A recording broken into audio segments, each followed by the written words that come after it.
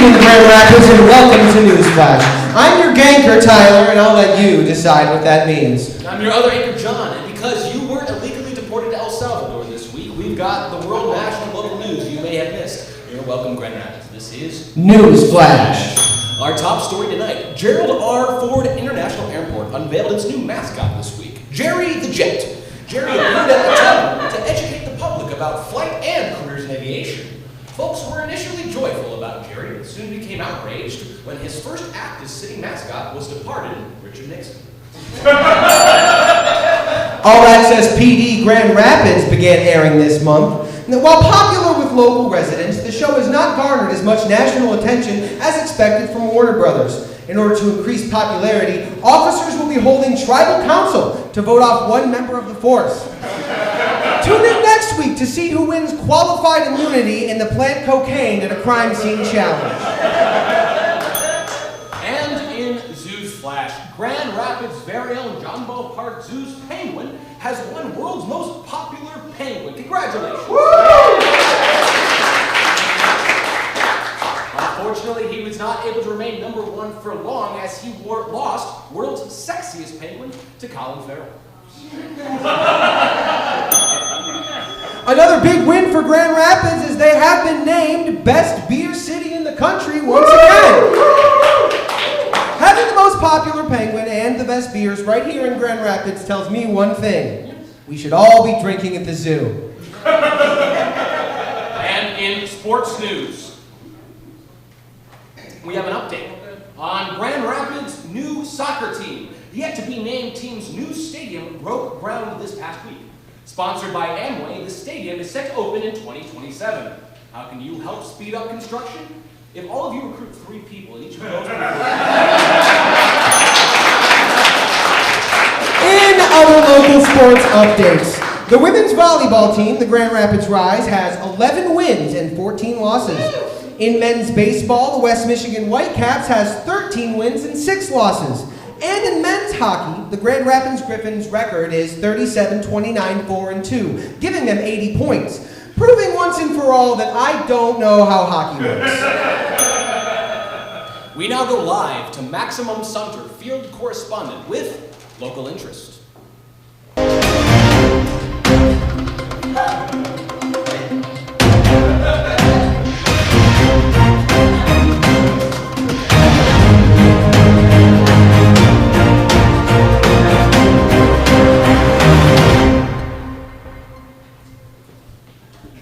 Thank you, John. I'm here live at the Comedy Project because a new pickleball bar has opened in Grand Rapids. This pickleball bar is open to have 3 full-size pickleball courts, and to talk about the local excitement, I have my friend here, Tony. Tony, could you please stand up? Woo! All right, Tony. So, how excited are you for this pickleball gym? Super pickle excited. You're an avid pickleball player. You're always playing after work, I'm assuming? Always the dinks and dingles. Dinks and dingles. This guy, you look like a great dinker to me. All right, so I think we can all tell that Grand Rapids is very excited about this new pickleball bar, craft beers. You into those too? Craft beers, yeah. All right. Well, thank you, Tony. Glad to have you on. John and Tyler, back to you. And it's good to know that some stereotypes are stereotypes for a reason. Thank you, Maximum. The machine learning company, ChatGPT, has reported losing tens of millions of dollars in electricity costs from users saying please and thank you to their AI models. Now, 1 in 5 of these polite users say they are doing so in the case of an eventual AI uprising. And to the AI who wrote all of our jokes this week. Thank you. Ladies and gentlemen, it is no news that media bias is tearing our country apart. We here at NewsFlash are committed to bringing you the facts, not opinions. Unfortunately, there's no way to remove bias entirely from reporting, which is why we bring you our next segment, Both Sides of the Aisle, where we tell you the news in both red and blue. Please welcome our special guest anchor, Cucker Tarleson.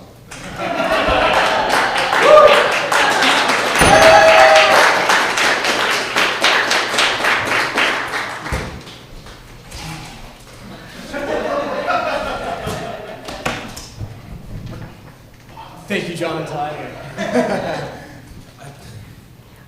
President Donald Trump is celebrating his 100th day in office tomorrow. To mark the occasion, he'll be holding a rally here in Michigan. And I think I speak for every Michigander when I say, hopefully, this time he'll pay his bills.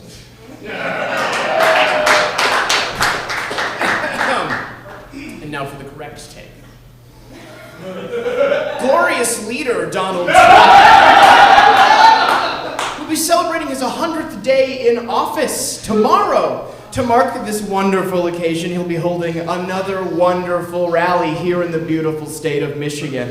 And I know I speak for everyone when I say, hopefully this time they don't charge him a dime!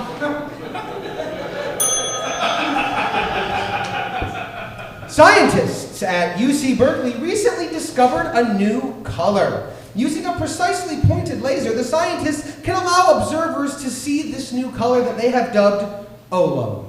Now, I'm no scientist, but I also saw some pretty crazy colors the last time I pointed a laser at my eye. And now for the correct take. Scientists at UC Berkeley recently discovered a new color using a precisely pointed laser. People like myself are very excited, as we're always looking for another way to differentiate people by color.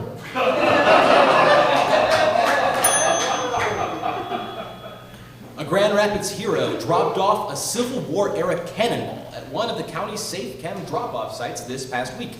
After bomb squad analysis, the cannonball was in fact determined to be live. The county has since destroyed the weapon. And in case you missed that, he had an active bomb that was not illegal to own. I'm all for gun control, but this is getting out of control. And now for the... correct take. Thank you, my fellow elephants. A Grand Rapids coward dropped off a Civil War-era cannonball at one of this county's expensive and unnecessary safe chem drop-off sites this week. After bomb squad analysis, the cannon was determined to be live. Hell yeah. The county has since destroyed the artifact. It's just another instance of the government destroying Southern heritage. And this has been Both Sides of the Aisle.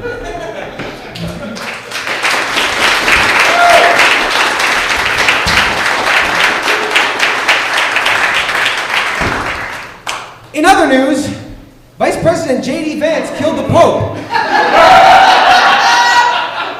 And now Ian Brown with the weather.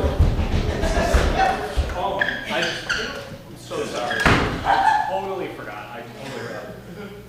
It's all good. It's all good. It's been so nice. Just a second. Today was a high of 77. Super windy today. Crazy, it's so windy. Tomorrow's gonna be, there's a chance of thunderstorms, still wind. It feels like they've got that now on this. It is about the same. And it's gonna get colder. Back to you, John and Tyler. Thanks, Ian.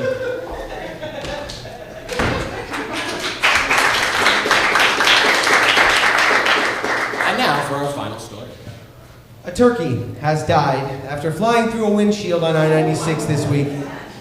GRPD says this was an apparent suicide after finding a note on the deceased turkey. In it, the flightless bird laments his loss of world's most popular penguin to Grand Rapids' own Phil the Penguin. Homicide charges have not been ruled out for either Phil or Vice President J.D. Vance. See more on this story next year on Season 2 of All Access PD Grand Rapids. And in Palm News tonight, improv from the Denim Darlings, the Quiet Quitters, and the new duo, 2 for the price of none. We also have stand-up from Ava Pritchard, G. Mark Stewart, James River, Joe Vanderlyn, John Reed, and Ryan McAdoo, plus our 3 lucky Powerball winners! Joe Johnson! Wes Allen! And Ben Bradshaw! We'd like to thank tonight's NewsFlash contributors, us, the guys of Rapid Fire. If you'd like, please follow Rapid Fire Improv on Instagram and TikTok, or sign up to our mailing list to get updates on our future shows. We'll be at Garage Bar tomorrow and Crawl Space Theater down in Kalamazoo this Friday. And if you'd like to write some jokes and see your name appear, you can submit stories of your own to comedyoutletmondays@gmail.com with the subject, NewsFlash Tips. And follow Comedy Outlet Monday on Comedy Outlet Mondays on Facebook, YouTube, and Instagram, where you can rewatch videos from past shows, get lineups for future shows, fill out the submission form to get on stage, or just learn about other ways to get involved. And if that's not enough, you can hop up on stage at the end of the show during the free open improv jam, or you can just hang out and watch if you want some more show. And now, Grand Rapids, you're welcome. NewsFlash, this is Comedy Outlet Monday!